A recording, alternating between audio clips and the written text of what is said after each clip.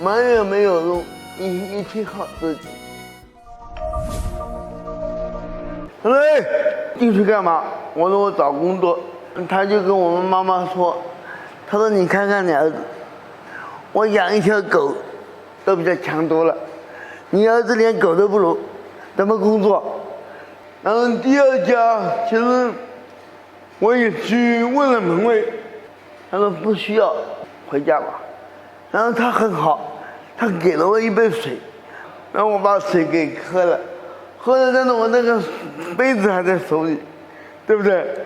然后我走到第三家，我还没说找工作呢，他往我杯子里面扔了1毛钱，然后我说我要找工作，他说你是不是钱不够？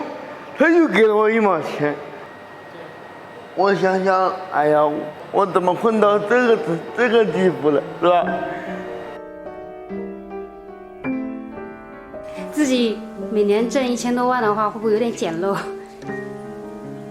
只要能吃就行。我们结婚到现在都是以厂为家，以店为家，也没有回家过。嗨，嗨。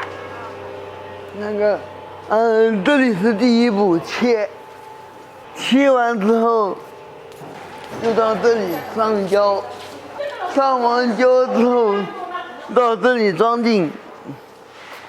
那你这边厂大概多大2850平方。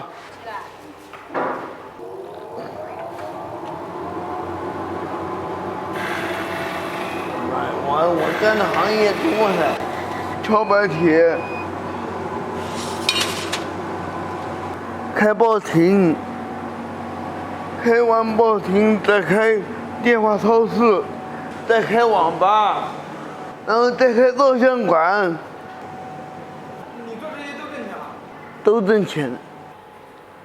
都挣钱，为啥不干那个？这个你就不懂了，人要有追求，你们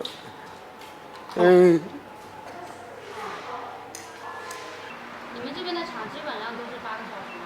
不是，就我们，就是因为我找工作特别难，然后我也希望能够通过我的努力，能让跟我一样找工作比较难的人，能有一个发光的地方。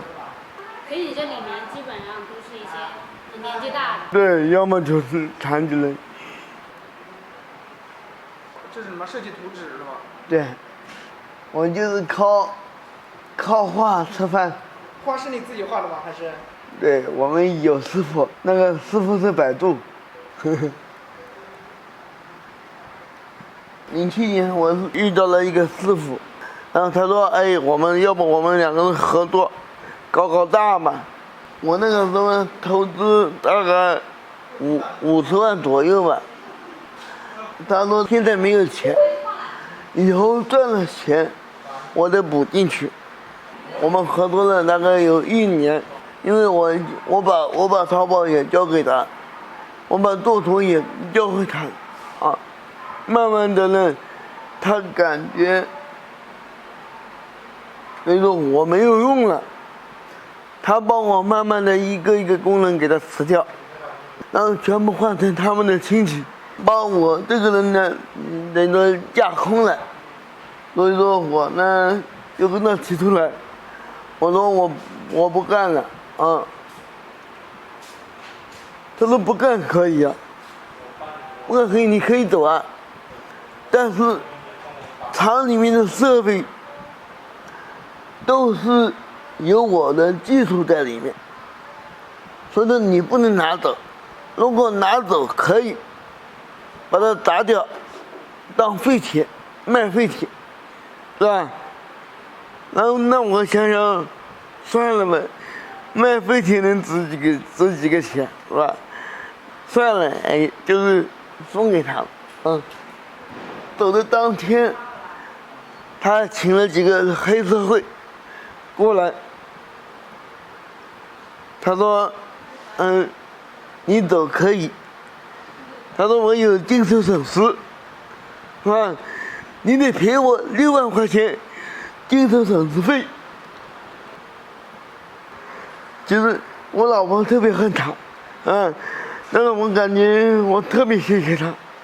虽然说我损失了几十万，但是我在他身上，我学会了怎么样去装机器，怎么样去修机器，怎么样去运营这个厂。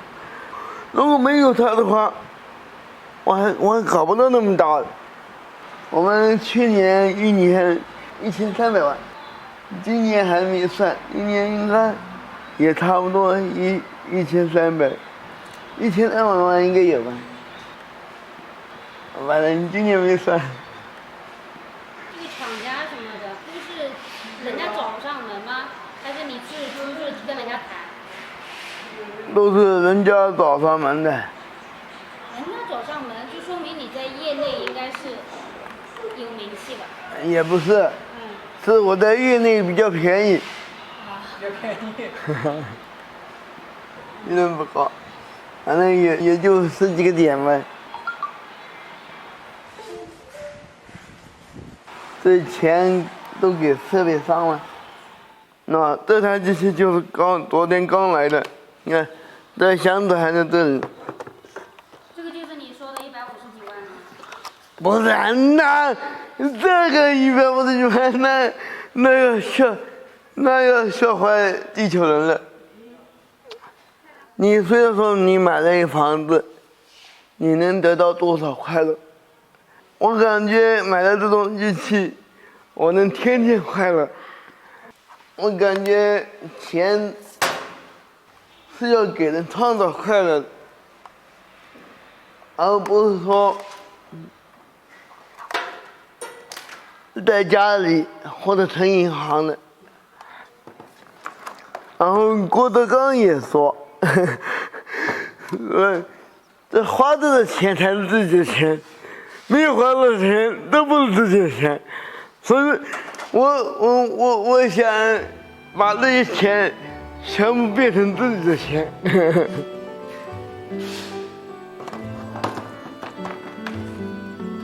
我老婆说我是最傻的人，但是我跟她说，我说我傻的比较可爱。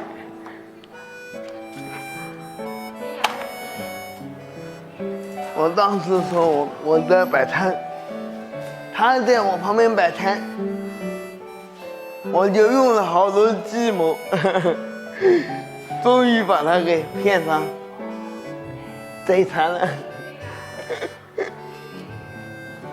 他后来后悔了，他认为我太严重了，我的头是竖不起来的，我走路像企鹅一样的，晃来晃去，然后我骑了2年半的自行车，我每天骑50公里路，骑着自行车可能都能绕地球一圈了。我不想做一个没用的人。我以前一直是一个反面教材，人家看到我都会说你看看这个人，如果说你读书读得不好，以后就会跟他一样，是吧？但是我现在努力了，人家又会说了，你看看这个人，他虽然是残疾，但是比你厉害多了。你有理由不努力吗？对不对？对，就像那个崔万子说的，埋怨没有用，你去靠自己，对吧？